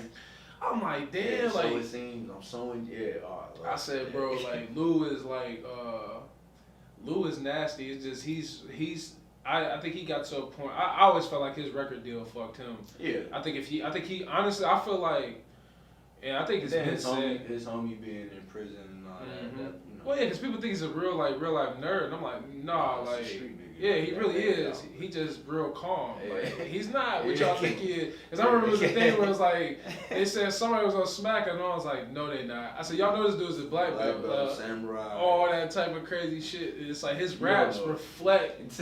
Because the most recent album I really did like at the time when it came out, and I ain't listened to it, so now I'm gonna have to go back to it. Was the one, damn, it's got the painting. I feel like in the first song is like 8 minutes. It's murals and something like that. Yeah, that shit was fire, and I was like, that's when I was like, I feel like if he had when I heard mural, speaking of that song, I heard mural, I was like, he the most of shit, because I think all three of them are dropping this shit. Currency drops on the 26th. Yeah. That's what you waiting on. Yeah, because he just dropped some other shit I seen on Twitter, or is that what's what's coming? Oh, that's what's coming. All right, I'm checking in on that. Yeah, definitely spit it, bro. Cause the two tapes that he dropped, like when the pandemic first hit, bro, amazing, bro. That one way, that Rivieras, or what, I can't think of what it's called. Man. Oh my God! Then Jim Jones. That's when I realized I was listening to that, and I was like, damn, Jim. In the coupe, cold, bro. Like, I was like, yo, like, I was like a Cam guy growing up. Everybody like Joel's because he was around Wayne. Yeah. I was fucking with Cam. I always liked Jim's style. Yeah, he just had a different little wave to him. You know bro, I did not like Jim Jones at first. Really? Yeah, because I thought he couldn't rap. I can see that. Early Dipset. Oh yeah, he was like still. He would probably tell you that though. Like he didn't know what he was doing. He was learning. Yeah. I was like, he can't rap. Like I don't like Jim Jones. Like Joel's was my favorite because I'm like, I can't feel my face. I'm like, dang, he keeping up with Wayne. Like this one Wayne was killing shit, but Joel's he keeping up. Yeah. Like, I'm like, damn, Joel's might be the best one. Fast forward 10 years later, Jim Jones, bro, what? I was like, man, I was listening to him rap on the song him and French had. Which one? The one that just dropped on the last I forgot what it was called. I just heard it. It was on it was like random on my after your playlist. Yeah. And they squashed that beat. Yeah, and I was like, I'm like, damn, like Jim he's freaking beats, bro. Like this nigga just killing like shit, that bro. Laps, that the first song on the Harry Fraud, that Laps Around the Sun. Yeah, bro, dude, he just. I don't get it, man. But they say he built a studio in his crib, so like, that's why he perfecting his craft. Yeah, cause his flow's stupid. The bar is crazy. The way he punches crazy. Like it's crazy. He had the late bloom. Yeah. It's like everybody had their time in the early 2000s. Cam was that dude, and it's like he just steadily along. Cause Cam, he'll still rap. Yeah. He don't give a shit. Like, but when you like really think about it, man, like when it come to rap, you would think you would get better as you age. Like if you keep rapping, like if you don't use it, you lose it. You know, like like you said, he never stopped rapping. Like he never went off to do acting. He never went off to do a movie or to do nothing. He just always rap. That business. So that's why his mind is sharp. Like, yeah, he's a smart guy. Yeah, like he already don't write. Bro, that's a skill. Man, like, how many years have you been not writing? That's what I be saying to people. Like, bro, how do you not think? Like, I used to argue with cats. They'd tell me like I feel like I was the only dude back in high school listening to Jay-Z. Everybody was on Wayne. I fucked with Wayne. Yeah. But I was like Jay-Z heavy. Like I would literally be in there arguing like, bro, Wayne is not better than Ho. Yeah. He's not fucking with him. And I was like, he's not fucking with him. I was like, bro, it's like, I remember Charlamagne made the analogy. Wayne was like the street ball. Like he had all the flashy shit. But Jay had like the technical game. Like, I was like, bro, like I told people, y'all gonna see because of the way Jay rap. It's gonna translate eventually. I think Wayne burned himself out too because he was just flooding. And other stuff too, you know. Like the lifestyle, you know. And all that, he was really living that lifestyle. You know what I'm saying? Yeah. Jay-Z though, he kept his mind sharp. Bro. Yeah. So that's why when he hit you with the Scorpion bricks way before all the double this, like, my God. Like, what? I said, bro, he's 51 years old, rapping like this. Like, how y'all think he's not? How y'all think he's not that guy? Like, it's kind of like it's like I feel like he's like. This is what I compared it to. I feel like Tupac has the Jordan aura in a sense where it's like you can't say somebody's better, and I feel like he got kind of the LeBron with the longevity. Like I feel like he's the Jordan of rap, but he's got the LeBron aura in a sense. It's like nobody want to give it to him. You I don't feel wanna- like now they do though. I feel You like have to. 'cause, yeah, now it's like he's done so much, and then the content of his raps too. Yeah. It's like the stuff that he's saying is like so politically charged and stuff now, but they playing it everywhere. Yep. They playing it in the club. And he's always been like that though, low key. Yeah. If you really go back to yeah. all this shit, he's always talking black businesses and all that type of shit. And they playing on the radio, they playing in the club, like he talking that talk. You know? Yeah, you was feeling that Nipsey joint though, right? Oh, yeah. I was. Yeah. I was worried about it. I talked about it a little bit on my last pod. I was worried about it a little bit because I don't like those joints. Awesomeness. Yeah, man. Because it's like I no disrespect, but I was kind of got jaded by the Biggie shit. Because I was like that shouldn't. You know what I'm saying? Because most of them cats we don't know what Biggie would have worked with. Yeah. So I know what Diddy was doing. You know what I'm saying? But he had like Nasty Girl and all that. It was like these are songs that are just remakes. Album. Yeah, it was just remakes, and I was like, man, I would have. It's like nah, but then it's like I respect like Nipsey team because they put together. They make sure he ain't getting. He ain't on no bullshit. Nah, like they putting his stuff on people he would have worked with. Yeah. Like, people he respected. Yeah. You know? And Jay-Z. He got a lot of hope in his raps. Yeah, like, definitely. A lot of similarities. Like I told my He homie, probably was gonna beat the West Coast. So. that's a good comparison. I just told my homie, I said he got a lot of. He's like Pac in a sense, but he's got a lot of what he's like Hov, the West Coast Hov. He was like Pac with the attitude, but his mind, he was smart, bro. Yeah. Like Nipsey was smart. So yeah, we talked about that before we got on. You said you went like we was talking about going to the marathon store and shit, and we talked about it a little bit. And I was like, like I told you when I went out there, I recognized it. It made me think of here in the Fred thing, but I looked at it and I was like, damn, they really love this guy. Yep. Like if you go through LA, anybody that ever goes through LA and actually looks, it's like that's all you see is Nipsey and Kobe and the impact that he had. So it's like they were talking about making an album again, and I was like, man, but it's like, doing another Nip album. they were talking about doing it, and I'm like, I don't know, because it's like I feel like Victory Lap, no pun intended, was like the perfect send off. Like I thought that shit was classic out the gate, bro. Like Every song. like Every song. there's not. While he was still alive, I thought that.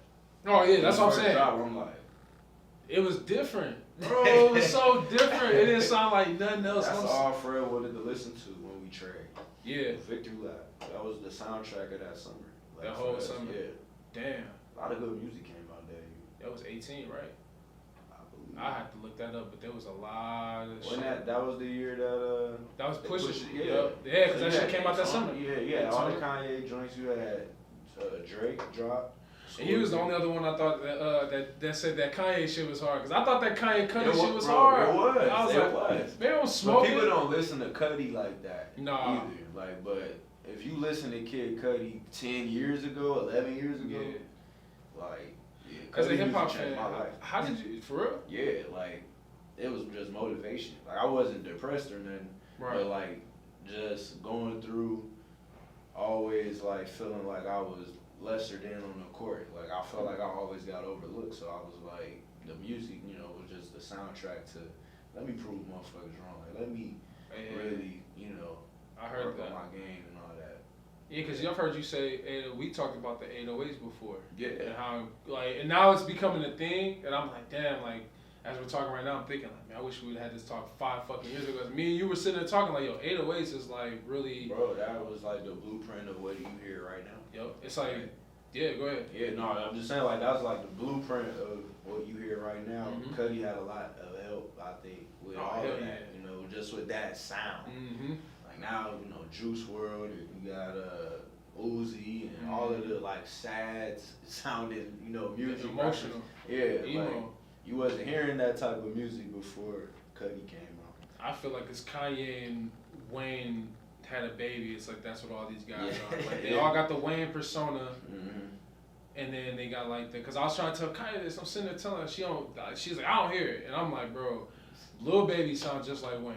Yeah. Just listen to how he rap. Yeah. I was like, I told her, I was like, you just had to be there, but I was like, that's how Wayne was. I was like, how y'all tripping? I was like, just imagine that like a million times. Like, bro, I was like, when Wayne came out, He was way bigger than Lil Baby. man, and even just when Wayne was, like it was so anticipated. Like when a Wayne song dropped, like you stopped everything you was doing. Like I still remember experiencing, even though I'm an old head type nigga, but I'm thinking like. like, I would literally watch the reaction Wayne would get. You would see his name. You had to stop everything you was doing. That year in '07 when he was killing every feature. Like, facts, bro. That year '07, we would be like on the bus going to tournaments, no music, just rapping his lyrics. Yeah. The whole bus know this shit. everybody know it. Yeah. it. And it's like, that's No another. music playing, we just spit that Wayne shit. Spit, Yeah, you just man, rap. I told somebody, I said, if you don't know the Cannon verse and you my age, Bro, bro, man, like, look, how you do my hey, I was like, hey. look, hey, I was like, I don't care who you are. If you are our age, you listen to rap and you listen to Wayne, you You gotta don't know that, yeah. something is going on, man. Cause it's like, I feel like it's another person that, man, bro, like, Wayne don't get his he don't get his flowers. We gotta appreciate that, cause Yes. Well, a lot of people don't like to separate the art from like the political views or the man, that was a personal finesse. views. Yeah, I believe so too. That's a fucking finesse. I'm like, man, because I was looking at it and I could just tell. And I'm like, and I was like, wait a minute. I seen him pose and I was like, oh, he ain't trying to go to jail. I'm not, but I mean, I ain't in I'm that not world. standing. I'm not standing next to Trump or Yeah. I'm not standing next to anybody that got them type of views. Yeah, I Just me can't. personally. Yeah, no. Do what you do. I mean, I looked at because that's how I looked at. I was like, but how I looked at, I stepped back because I was like, I would never do that shit. But then I was like, he ain't trying to go to jail. Yeah, But I was like, he yeah. ain't telling on nobody. So I was like, we don't come from that world. But I'm like, and on the outside looking in, I'm like. Yeah. I mean, that dude's a fucking finesser, so he finessing him, like, y'all, you know what I'm saying? Like, I just hope that he eventually gets his flowers because it's like, I guess that's what happened when I recognized that to the basketball convo we had, like, when Kobe passed. Mm-hmm. And I stopped in a moment, and that was, that death and Nipsey's were the two that I felt the most outside of Michael Jackson, but I felt them two harder because I felt like we grew up with them. Mm-hmm. And that's why I don't do, when you said the heirs, I don't do that shit. Because I'm like, bro, we sat here for years doing Kobe and Mike. And then it's like, all of a sudden it was like, everybody pushed Kobe to the side and it went LeBron, Mike. And I'm like, damn, like, y'all just got Kobe up out of here. Then when he passed, everybody just come out the woodwork like, yeah. Oh, yeah. It's like, come on, man. But it's like, man, when I went to LA. So just appreciate them when they here, bro. Yeah. Appreciate what they doing. Being in Stop the trying to always. I mean, it's fun, but I feel like some people take it too far. Like with the comparison. Yeah. Like once Kobe passed, I'm like, well, I already felt like that, but once he passed, it just put it more into perspective. Like we should do less comparing and just more celebrate. Yeah. Just celebrate him.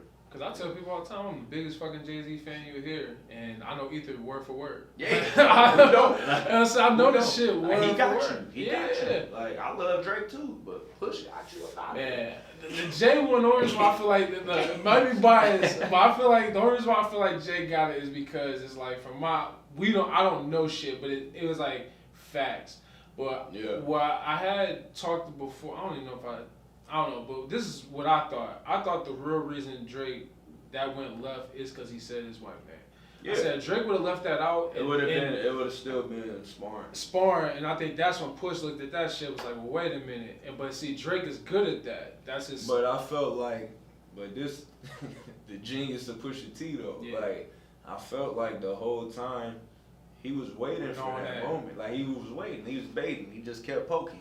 Poke. Cause he watched everybody try. And he knew that him talking about Drake not writing, is like I know he hates that. Like cause it's like LeBron. It's the LeBron argument. Oh, he only won cause he went to. Yeah. Like so Drake I'm getting disrespectful. I'm gonna get disrespectful. I think Drake nice though. Yeah, oh, that's how I be wondering. Like nice. people like, oh, he can't rap, and I'm like, no, that's not. Bro, that's not true. It's false. Like y'all understand? Like even just if you watch his moves, you can understand he's a smart guy. But I was like, you can't sit there and convince me that somebody wrote those AM PM songs. You can't convince me. It's too personal. It's way. That's exactly what I said. I said, bro, it's too fucking personal. I said, bro, where do y'all sit and listen to these guys rap? Like it's like tells me like y'all really listen to what they actually saying, or does it just sound cool? Mm-hmm. And I'm like, bro, like there's certain words and certain things that he says that you could really. It's like he's talking. The records where he's talking on, like. Cause I had this argument, man. I don't even know who I had this argument with. I think it was when the Meek shit went down, And I remember I think we was out at the store and we was arguing about it. And I remember saying, I said, bro, I don't give a fuck about. I knew 10 Bands wasn't him. Yeah. I knew it. Like I remember telling my homie. Yeah. As soon as I heard it, I was like, this ain't even a Drake record. So I'm like, so I started thinking, I was like, but I don't care because I'm like, at that point, for certain songs, if it's a club record, I don't really give a shit. But if it's like, I guess, I'm kind of contradicting myself, but it's like, I guess it's like, if it's those personal ones, now if I find out somebody wrote them, that's when I'm be kind of jaded as a fan. Yeah. Like, damn, bro, like, you know. Well, I'll put it like this. I was disappointed. I ain't gonna lie. Yeah. Cause I looked at it. I mean, we've been listening to Drake since like high school. Yeah, you know, like and no one knew him. You know, cause we was on that. Like we was watching we're the internet babies. Yeah, exactly. You know, so when Drake was first coming out, and I was hearing him rap. Like the Norbit forfeit, and when he rapped on Luxury Tax, like, I'm hearing metaphors and entendres like that. I'm like, oh. And then when Big Mill came out and said what he said, I'm like, wait a minute. Man, I was sick because like, oh my god, like no way. Nah, I didn't even believe that shit at first. When I seen it, I was like, nah, me just bullshitting. And then when they dropped the references, I just was like. But then, take into account, he does his singing thing and all that, but it's like, in those records, I don't care if he got help on. Yeah. Like, everybody's like, oh, The Weeknd gave them songs. I'm like, they collaborated. And Weeknd, it was a business move. Yeah. Like, yeah. Why? It's him. Like a Marvin's Room, they were like, when Party gave him the hook. I'm like, who gives a fuck? Like, hooks. It's a singing song. Yeah. Excuse me. I guess it's like when he had the 5 a.m. in Toronto. Yeah. That's why everybody looked at like, oh, that's crazy. You know what I'm saying? Like, I mean, cause I thought about it like this: like, if somebody came out and was like, Jay-Z ain't write nothing, I'd be hurt. Bro, I might be off Facebook. I know my shit. I know motherfuckers will be on my head, boy. Like, Royce the 5'9" wrote all the Jay-Z raps. I'd be like, oh man, what? Like, or Jay Let because he's next to Jay. Yeah. Because I remember I heard the rumor about Nas, and I was like, hell nah, man. I was kind of like, but it's like you just don't know, like, the way music is. I felt like Drake walked into that shit because when I was like, again though, like I kept telling people, me and Hermes was telling people like, Pusha's not weak. No. You can tell when he did Duppy. I'm like, yo, he know who he talking to. He know he ain't talking to. Hey, he know he ain't talking to no scrub. Yeah. I said, bro, he know he ain't talking to no scrub. Drake got in his bag on Duffy. I was like, yo, I'm sitting there listening to that. I'm like, oh shit. That wasn't back to back. Like that was It was that father stretched his hands out to get it from me. I was like, oh yeah, he ain't fucking around at all. Like, oh my god. I was just, but when he said the Virginia Williams, I'm like, who the fuck is? Because I didn't know his wife name. When he said it, me and Eric looked at each other like, oh shit. Yeah, and Eric was like, he gotta respond, and I was like, you think so? Hell yeah. I think he had most of that waiting. Yeah. I think the delivery was different, but I think he already had most of that waiting. Oh yeah. He seemed like the evil scientist, like the one who's calculated. Yeah. He already thought thousands of steps ahead. Cause cats had him like people laugh at Budden and shit, and it's a good joke. But Joe Budden really can rap. Like, all bullshit aside, Joe Budden can rap. He was cooking. Yeah. But it's Joe Budden, so most people like, I'm not listening to that. But I listened to it. And I was like, man. He was talking on his pod like not too long ago, the poster board on the wall. And I said, I remember that. I remember looking like, damn. I'm like, yo. But see, Drake's so funny. He kind of moved like Hov, like he responded when he wanted to. Yeah. So that's why when he responded so fast to Push, I knew that shit was personal because I'm like. Because when Infrared came out, I was like, ooh, and the beat crazy. Yeah, that beat is nasty. I'm like, ooh, and then that shit. That was a good thing. That was a sick summer, man. I was disappointed. Yeah, that was a good ass summer. And this is when I knew people didn't know hip hop. When niggas like, who the fuck is Jay Prince? And I'm like, y'all don't know anything. I said, bro, I ain't even finna tell you. I said, look, nothing bro, about UGK. Nothing, bro. Like, so I'm gonna just tell you like this. I was like, man, you go ahead and Google dude, and I'm gonna leave it at that. Like that ain't got nothing to do with me. But I was like, bro, like dude run the South. Like he got a big hand in hip hop. Like he calling the shot. So it's like if Jay Prince say something, that's it. Like, and then I was like, you gotta look at it too, like, people don't know the ins and outs, but those are the people that back you type shit like that. So it's like if that's who's You know what I'm saying? Like, me and you rapping, we back by Hov, and Hov come in and cut the chorus. Like, what the fuck we supposed to do? You know what I'm saying? Because you not independent. You know what I'm saying? I hope Drake does that at some point. I really do hope he does, because I think he's an artist that could be that way in the sense of like, because that's why I hate when he gives release dates. I want him to just drop, like when he dropped the If You're Reading This, like I still remember where I was at. But again, that go kind of what Push should be rapping about. You know what I mean? Like you sign to one, that signed to another. That's, you know what I'm saying? Like, what do you say? The M's slice different when baby divides the pie. Man. Like, oh my god, it get deep, man. Like, I thought that's an underrated beef. Like, low key. It's because Drake didn't get his response in. Yeah. And that's the only reason. I wish he would have. If he had it, I wish he would have. I believe he had it, because I don't think he. Knowing him.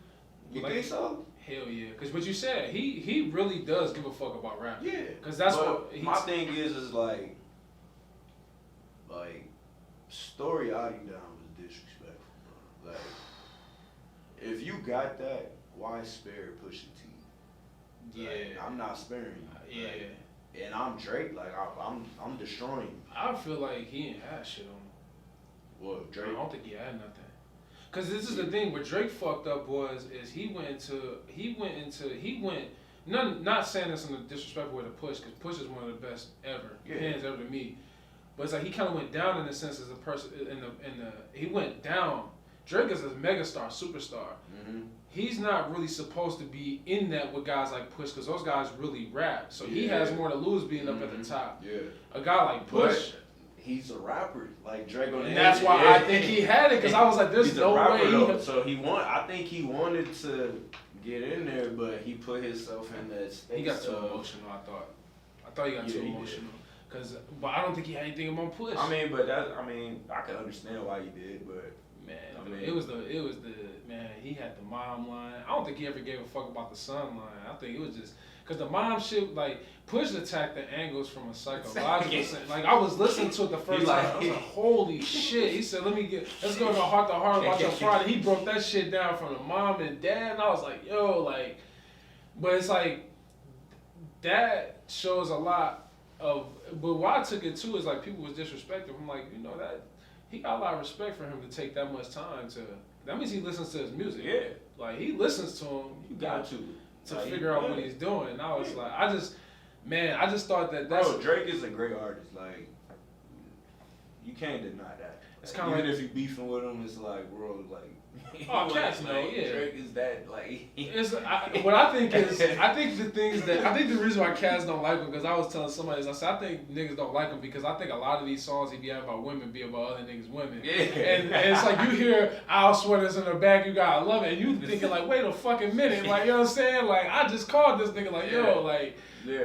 Like, cause he got Joe Budden. I don't care what, like, Joe know it too. Like, Joe was cooking his ass. Yeah. But that Jealous One's Envy line and the one where he was like, Costa Carrez, she ain't sorry, but I ain't sorry. And I was like, he talking to you. Yeah. And Joe said, nah. And I was listening to his pod. I was like, hell no. I said, bro, cause Rory said the shit. It was like, yo, bro, like, that's Tahiri. He was like, we never had that talk. I was like, nah. I said, all right. But Joe's smart. He ain't finna get nobody that shit. But I'm like...